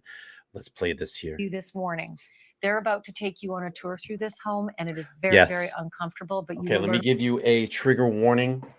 If you are, there's some very sensitive, shocking, disgusting things that we're going to see inside this house. So if anything's like that bother you, excuse yourself for the next 5 minutes. If you want to come back to the stream, it's okay. All right, let's play through this house of horrors. learn a lot about this Jesse McFadden and what he may have done before killing those kids and his wife. Take a look. Phone or phone case with the screen ghost face on the back. Okay. Now, this is the computers that I was talking about, and there's been some rumors that a lot of this was streamed online. And if I'm correct, someone said that it was the property owner that let them into the house. Let's keep playing through this.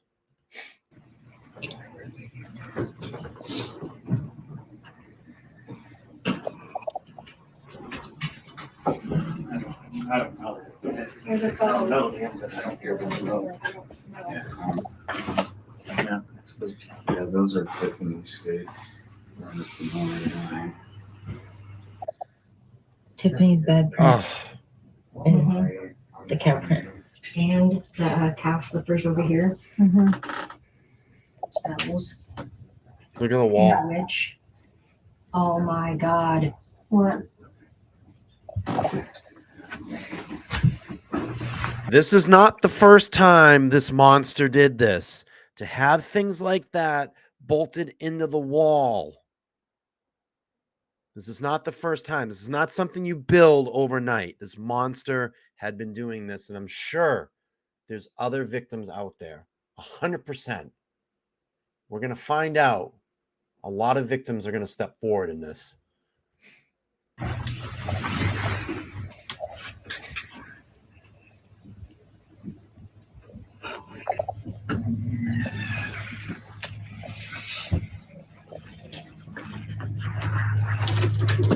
Maria, thank you so much for the super stick $4.99.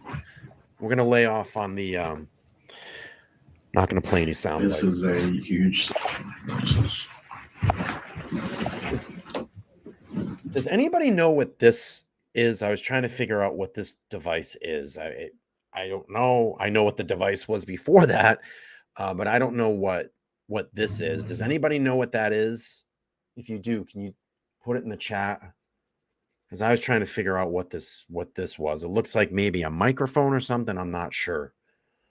But if anybody knows what that is, it's a torch. Oh, like a drug torch. I can't read what that is. FRRX. Oh, I got it. I got it now. Okay. Got it. Thank you. Look at this. There's chains bolted to the table. This monster didn't just think of this overnight. He's been doing this. And the wife knew. Don't let anybody fool you. The wife knew about this. She was probably partaking in this shit.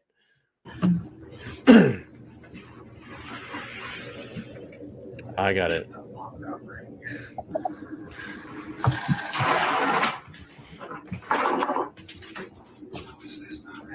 This is the room. Do you remember when they said that they were making Rylee sleep on their bedroom floor? Where was she sleeping at? There is no room on that floor. And then here, come over here and here, and watch that.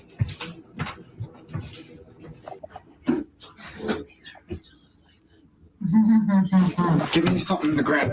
Take a picture. Take pictures. It's on video. That's them. Hey, that's them. Okay. Use this sack. Don't be locked there. No, those locks. That's evidence too. So is those drugs. Is that hers? Yep. Okay. Hold on. Call the sheriff. Yep. Don't touch them. Don't move them. Let's back out. That's good. Okay. On phone. It's his daughter's cell phone. Are you done looking? No. That's the property Not owner. done looking, but The father's, that's evidence. and then the guy next to him is the property owner that he's He talking used our to. daughter's cell phone. And whatever's behind that. Yep. Okay. And they're not concerned about looking anywhere else. This house needs to be stripped. Needs to be burnt to the ground. Oh my Oh God. my God. Okay. Do we need to be here? No, that's what I was telling you. But we touched everything today because we had permission from the sheriff. All right, let's listen carefully here. I'm going to back this up and just listen to what they're talking about here because this is information. No, that's what I was telling you. But we touched everything today because we had permission from the sheriff. But we didn't touch the phones, but I was not in the state when this happened, so. Let's go. Where is law enforcement? Like, where is law enforcement? Why are they not here processing the scene? I think Tsunami just said that. Like, where is law enforcement? So we're getting pictures of all this, honey. This man is a freaking monster. Well, he's more than a monster. He's the devil. His wife was too. Yeah, she knew about it. Believe me. She was in fucking probably doing it with him. This is my daughter's. Oh. I want to know what else is up here and in here. I think there's more. There's computers. Somebody's tablets.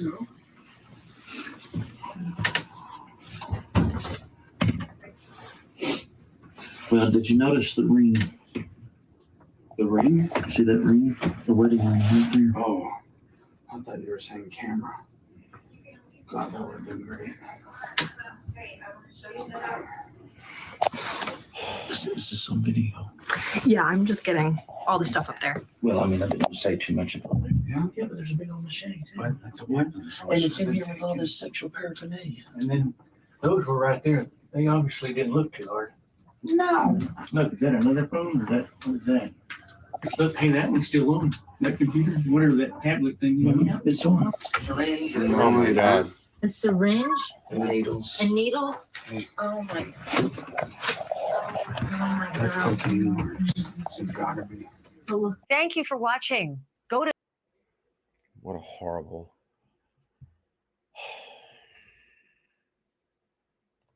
All right, let's keep playing through. We're almost going to wrap this one up soon. Brian, I have a range of emotions. I'm distressed that the families had to experience that horror and then had to encourage the police to please come back, investigate, and actually take this evidence. But even more so, I think I am concerned about potential other victims that may have been raped or murdered in that home. Yeah. It doesn't seem like That's is not an the issue. yeah. Believe me, it wasn't the first rodeo in that house. Yeah, I'm not saying that to be funny, but I'm telling you, some serious shit was going down in that house. I mean, with those computers set up and all that, there was stuff. This is going to be like I'm telling you, there's probably multiple videos of people out there and people being streamed and abused, and that's what it looks like to me. That was going on in that house. Yeah, I don't think I've ever seen anything like this. And my first thought was like these poor parents with everything they've gone through, losing their daughter, now like touring the crime scene, this untouched crime 100%. scene where these hellish activities clearly happen. So, I mean, my heart just goes out to them. I can't imagine. Yeah, what good they're call going out, through. But from what Tsunami. you mentioned, I mean, there's two other things that stand out to me. Number one, you know, could there be other victims? Could there be child pornography victims on those computers? Yeah. Why wouldn't investigators take the computers and go through them? That's there could be other victims out there. That's not a first time rodeo there, folks.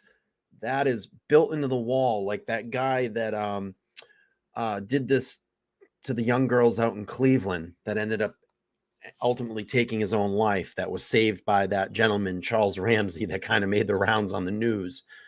What was her name? Amanda Berry. That guy was doing the same thing with Amanda Berry. This has been going on in this house for a long time. This is not something that you just make and design overnight. This is a sick, crude demon that did this shit. And I'm telling you, there's many other victims. This is not the first rodeo in that house. Why would they just leave the computers there? And then number two, this sick pedophile, twisted pervert. How do we know he didn't have other men over to this sex den? I mean, clearly they had the shackles. This is a place that was set up and had been there for a while, it appears. Demon. How do we know there aren't other men involved in other things that happened there in the past? And why wouldn't police want to go through that entire house from top to bottom, fingerprints, looking for everything? I mean, yes, he might be dead, but could there be other people out there that did awful, awful things in that house? Or missing women, missing children, whose DNA may be on that mattress, maybe everywhere throughout that house, maybe on the restraints or in the needle. There could be a trove of evidence of potential unsolved crimes there. The other thing that was disturbing, I don't know if you noticed it, but on the wall there was like a crossword puzzle of all the family members' names, including Jesse's and Holly's, his wife, and then the children, Rylee, Michael, and Tiffany. And it seemed as though it was a family home. Amanda but then it was Berry, just look it up. mixed in with this horrible sex dungeon business, which also leads you to wonder if Holly did know, because those parents questioned whether Holly knew something about this. And then there was that wedding ring sitting out there in the open right next to the needles. Ariel Castro. I mean, how could you not know? I mean, the shackles and the chains that were drilled into the floor next to the mattress in that one room. And then I think I saw chains drilled into the floor in the kitchen even. I mean, it's hard to imagine you wouldn't know what was going on in there unless this was all just set up recently. It's not recent. And she hadn't seen it before, but no, it certainly, she based on knew. the video, looks like it's been there for a while. It certainly does. Brian, don't go anywhere. There is a moment on these tapes that just is soul crushing, because while standing in the middle of all of these horrors where their girls potentially were drugged, raped, and died, just feet from the wall restraints and the drugged syringes, Ivy Webster's dad is so irate that police left all. I'll tell you, I feel, I look up and I appreciate the 100 people that have hung out this evening. The channel is growing. We're getting bigger as a community, but listen, as much as this channel has grown, because I say this, I don't mean this in the way that I'm going to say it, but the Kohberger case is such a sexy case and everybody's interested in it. And I think you can understand where I'm going with this language. I think a lot of people are missing out on these off nights when we don't do Kohberger material. This is when we get the realest in these streams. We had that the Boston Marathon bombing 10-year special that I did when we went back and looked and honored those victims and really discovered as to what happened and where that all went. Now we're bringing to life these types of crimes and discussing it and talking about it and expressing our feelings about these monsters that are let back out into society because of weak judges and weak laws. You all are missing out on these excellent shows, because we have the community here in the chat that is participating, letting us know their true feelings of how they feel in these types of cases. Come watch these streams. They're educational. They will give you some thought. We have very intelligent people in these chat rooms. Please, on these off nights, come over and watch. We can't do Kohberger all the time. We need to bring to light other things that are going on in our country, in this world. And maybe we can change something. Maybe someone hears us. We use this platform for good. We show the bad and maybe turn around and do something good, do something for justice. Maybe make a lawmaker or a senator or a governor think. Maybe they come across one of these videos and say, hey, this young man has a point. This community has a point. Maybe we need to do something to change this. But shit like this can't keep going on. And this parole board needs to be reviewed. And everybody that's on that parole board, I don't know how that all works, but their credentials should be wiped clean. And they should be never on a parole board ever again. This county has a lot to respond to and a lot to explain. Let's keep playing through. Evidence behind. He just lets the officer on scene have it. What would this accomplish? I'm a grieving parent that my daughter got raped and murdered, and you're telling me right now that I don't have a right to know what happened? Thank you for watching. What was that? Go to newsnationnow.com. Was that a police officer? Wait a minute.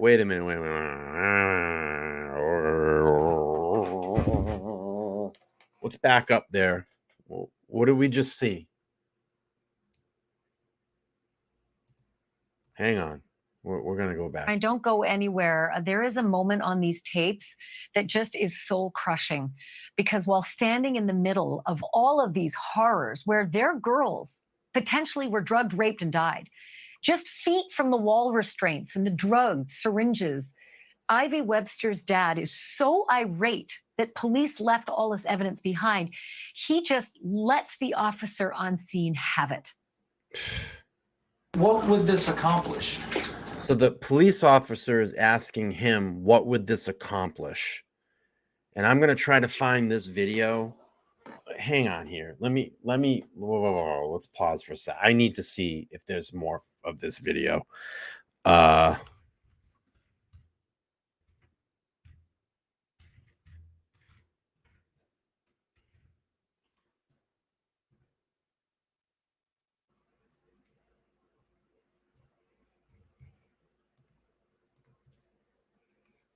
Hang on a second.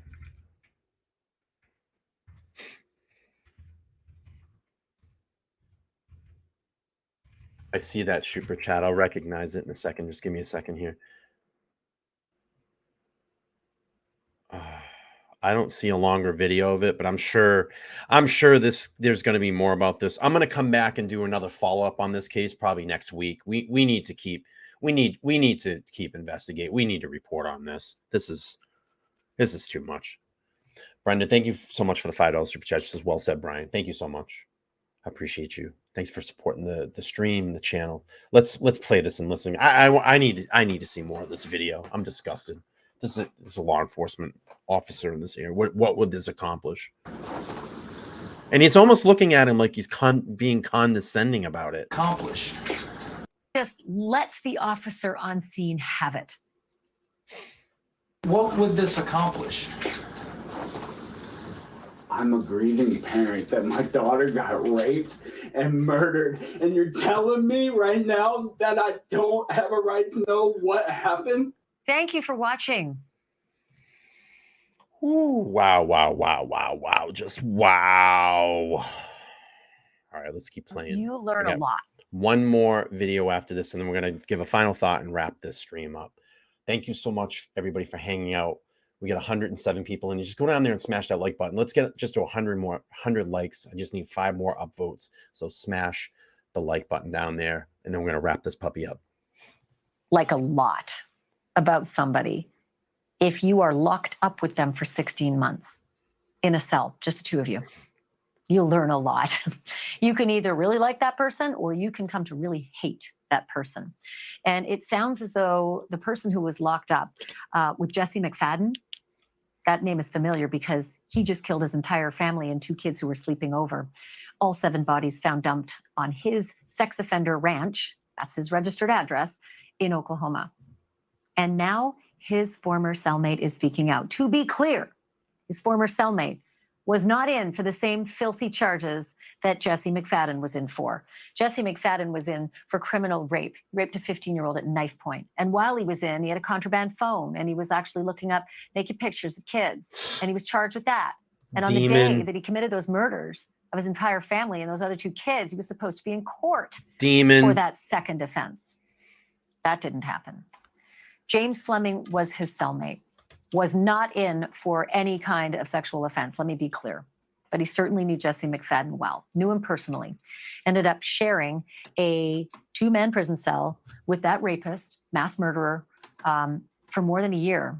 Again, clear, James Fleming was not incarcerated for any sex-related or violent crime, but he joins me live now. James, thank you so much for being on.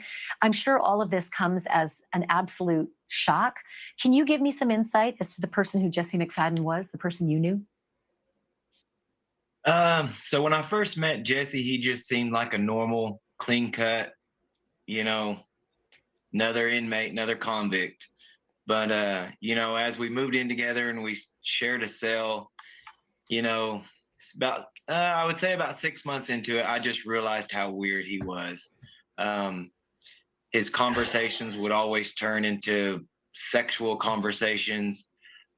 He was just a very awkward guy. I caught him, stalking nurses down at the medical facilities. He was just your very, very awkward, weird person. There was some report that he had actually assaulted someone in the prison as well.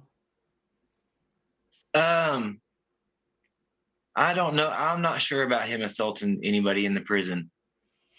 It might have been before I knew him. Okay. While you had, you say that you never were at ease, that you slept with one eye open. Tell me about that.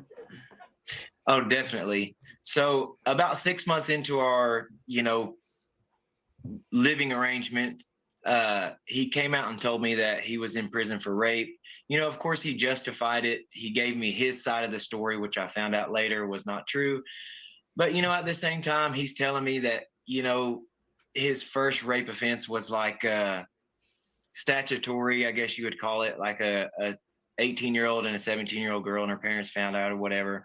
But, you know, I'm sitting there thinking about it while he's telling me, and I'm just like, man, you don't get 20 years for that, you know, a statutory rape charge. You get 20 years for something very serious and very violent. So he knew that I knew that he was full of crap, you know? And so after that day, just the demeanor in our cell changed. And unfortunately, in Oklahoma, you can't move out of a cell. Once you're in there with somebody, you're stuck. Unless you fight them or you get in trouble, you're stuck with them. So I was stuck. And I definitely was very uneasy. You know, when you're locked in there with somebody at night, you can't get out. Nobody can hear you if you guys are fighting or you know, anything. And so I always had to look over my back. I always had to sleep with one eye open, definitely. Were you angry that he was let out of his sentence 3 years early, ultimately still facing similar kinds of charges of child pornography? Well, yeah, of course. You know, we stopped being cellmates in 2015, and even throughout the rest of my incarceration, and then whenever I got out of prison, I kept up with him. I was looking on the Oklahoma State Court Network to see when he was going to have to face, you know, the charges that he got while he was at that other prison. I was, you know, looking up to see where he lived. That's how I found out him and Holly got married. I was looking up to see, you know, if he had faced these charges that he was accused of, that he was guilty of. And I saw their marriage certificate, and it just blew my mind. I don't know why they would let him out of prison, why they didn't just take him straight to county jail and await those charges. And I know you're upset because you reached out to police to, you know, let them know that this was a registered sex offender, and it was nerve-wracking that you couldn't even see where he was registered. And then ultimately after the killings, you let them know how upset you were. The one thing that I just want to let our viewers know about is that you actually had quite a deep connection to Holly, his wife, who he just murdered, along with her 3 kids and their 2 friends. That you used to be a pen pal of hers when you were incarcerated.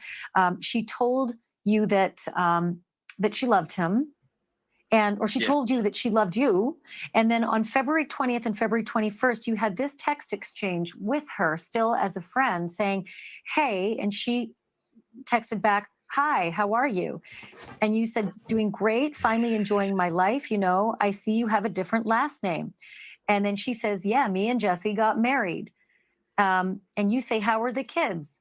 And she says, "They're great and huge, LOL." So clearly you had a good relationship with her. This must be devastating, this news that not only Holly, but her 3 children are dead. Yeah, I just feel like this definitely should not have happened. It definitely should have been avoided. After I had that text exchange with her, I contacted the police department where their married out of the city where their marriage certificate was listed as, and of course he wasn't on the sex offender registry. So I contacted them. I say, "Hey, there's an offender in your area. He's not on the registry." They say, "Well, the state has a public list." And I went and checked that list, couldn't find him.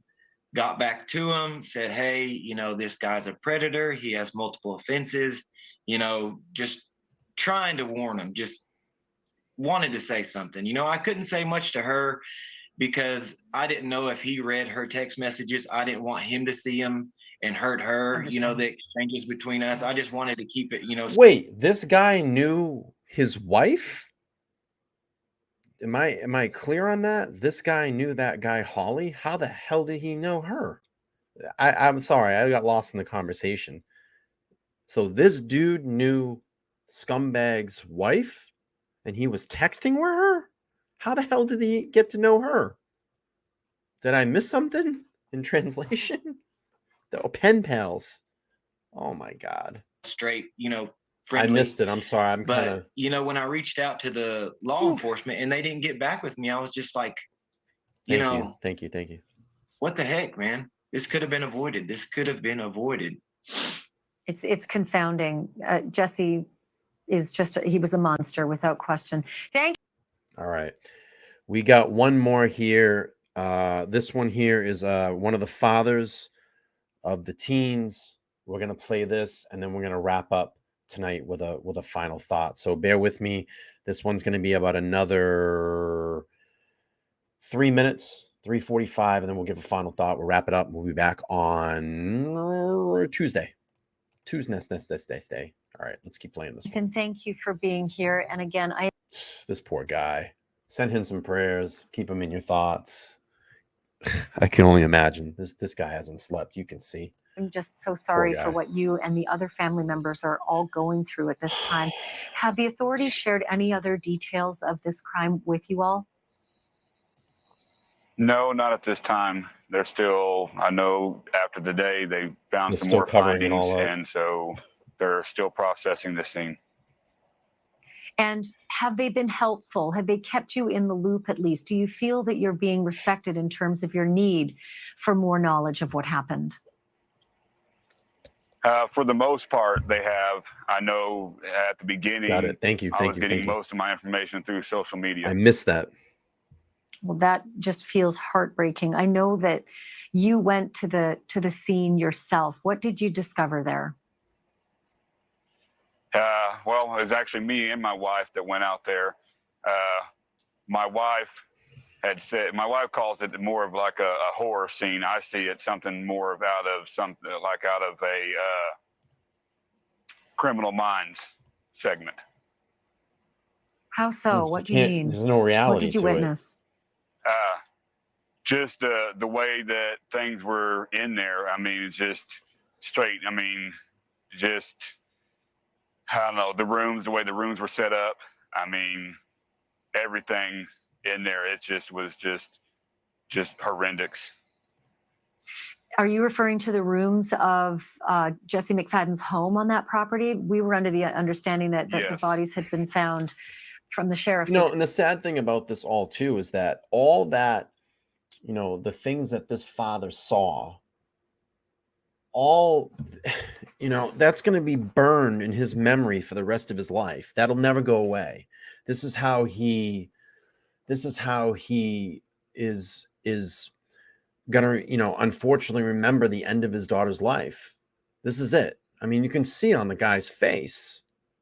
It's tragic. Pickle Me Elmo, great name, says new sub, love your channel. Well, thank you so much for being over here. We appreciate you. The chat, I'm sure, welcomed you in. Just keep in mind, if you haven't turned on all the bell notifications, hit the bell notifications. I go live 4 nights a week, Sunday, Tuesday, Thursday, Saturday, 8:30 p.m. Eastern Standard Time. If you haven't checked out any of my other content, you need to check it out. Go down there, give it a thumbs up, leave a comment, join the chat, hang out with us. All right, let's keep playing. Told us that the bodies had been found out on the property. Right. Well, that's it. On that part, you're right. We did actually go out there where the bodies were found laying. They told us exactly where to find where to go to find the areas where the bodies were. So we were able to walk right straight to it. And on that part, there was no signs of any blood or nothing like that. But in the house, it's just the way things were laid out and things was just something that was just unbelievable for a parent Anything to even specific? see, to even go through this. Again, another intelligent man. You know, a lot of people look at people like this and say, you know, they don't even have, you know, two thoughts inside their head. This guy knows what's going on. Very well spoken. I feel bad for this man. He lost his child. Let's send them some prayers. Keep them in your thoughts. Yeah, what do you mean? Well, I don't really want to go into too much detail, but it's just something that was not right. Is there anything that you've been told by the authorities not to share with us, or anything that you don't want to share with the public? No, the authorities didn't really have anything not to share with it, but a lot of things I didn't really wanted to really come out with the public on some of the things, because it's just out of respect to my daughter and the other victims. I understand. You are making plans now for funeral and memorial. Can you tell us what you're doing? Yes, right now it's planned for the funeral on Wednesday Wednesday the 10th at 2:00 at the high school gym here in Henryetta, and she's going to be taken from there to the cemetery on a horse-drawn carriage. This poor guy. Nathan, our thoughts are with you, and I am so sorry for what you and the other families have lost. Thank you for sharing this part of the story with us, and the best of luck to you as you go through this process. You know, the thing that you have to realize in all of this is that when things like this happen to families, it not only affects the family, the mother, the father, the siblings, it affects the communities, it affects friends. And a lot of the time that this does, you get a lot of victim guilt as well too, and this breaks apart families that may have been a nuclear family, that may have had a strong bond, and then there becomes a lot of blaming, and it breaks apart families. This, you know, when things like this happen, it's demolishes a community. Now these people have to live there, whether they decide to stay. I'm sure they may not. They may move from that area. But can you imagine being a father after going through something so tragic where a monster is let out of jail, that you have to live in the community with the parole board that set this monster free out in society? Again, you know, this needs to be looked into and investigated. And not only this, you have to look at how many monsters has this parole board let out before and they've reoffended. You know, you got to take that into accountability too. I think there needs to be a wide scale investigation, just like Tsunami was saying. I think the FBI needs to be involved in this. I'm guaranteeing you there's more players, participants in this. It doesn't look like this house was just set up yesterday. They have computers in there. I'm sure a lot of this vile crap was being live streamed to other demons, and any demon that was watching that shit needs to go down too, and go down hard. I think this is going to be a bigger thing than people think. Not only maybe other people coming over and abusing people, but I think the digital forensic, the digital scale of all this too is going to be huge. It's going to be frightening and ghoulish of what went on. Listen, I know this was a heavy topic this evening. And I'll be honest with you, I was chatting with a friend just pre-stream before I went. I said, you know, I really don't feel like doing this live show tonight. I don't know if it was just the particular subject, but I just really wasn't feeling it. But I got to tell you, minus the content, these smaller streams that people are missing are some of the best ones. I mean, I can blow through Idaho stuff all day long. We have enough material there to talk about. But when we go in and do deep dive into these stories that don't really get the forefront that they need in the media, because it's not and I don't want to sound disgusting here, a sexy crime. But these are children. This affected children. This affected a community. These parents are never going to recover from this. They're going to live with this for the rest of their lives. So let's do this. Whatever you are, if you have faith, if you're spiritual, just anything, just put your hands together tonight. Let's send these victims and these families some prayers, some thoughts, and I will come back and I'm gonna keep diving into this. We need to look into this a little bit more, and we're gonna get to the bottom of it. So I want to thank everybody this evening that contributed to the channel via super chat. New subscribers, thank you for coming over and joining the chat tonight. I hope that these streams helped you as well. If you're new here, make sure to go down, smash that subscribe button. I have over 4,200. We're close to almost 4,200 subs. It's one of the fastest growing true crime live streams going right now. I mean, it feels like every day I wake up and I've crushed 100 new people on this channel. It's growing and growing. I think we're going to be at 5,000 way before June 26th. That was my goal. But take a moment, go down there, smash the join button, the subscribe button. If you want to join our Discord chat, you can. It's only $1.99 to get into it. That supports the channel on a monthly basis. Subscribe, turn on your bell notification. I have I have 4,000, almost 4,200 people here, and only 800 of you have bell notifications turned on. So when when I drop a new video or go live, it's not good enough. We need to work on that. We need to get better at it. But if you can't and you don't get the notifications, please know every Sunday, Tuesday, Thursday, Saturday night, 8:30 p.m. Eastern Standard Time, I will be here unless it's an extreme emergency, and I have not missed a show in the last 2 months. I've been here. So thank you so much for the chat this evening. Thanks for everybody hanging out. We're going to get out of here almost at the 2-hour mark. Get some sleep. Be well. Be safe. Hug your children tonight. Hug your children tonight. Call them and tell them that you love them.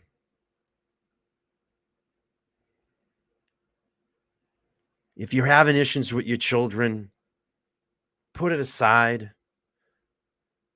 Make up those relationships. If you're a father or a mother that hasn't talked to your child in years, reach out to them. Fix that situation. Hug them, because you never know. We're not guaranteed tomorrow. I'm not guaranteed the next minute after I get offline here and I push end broadcast. I may not come back tomorrow. Enjoy every single moment that you have on this earth and do good things with it. Listen, we're all not perfect. We fuck up. But we can get up and be a better person tomorrow. And we can make an impact in someone's life. And I hope that's what I'm doing here for all of you. So that's going to end tonight's stream. I appreciate you all. Tough subject tonight.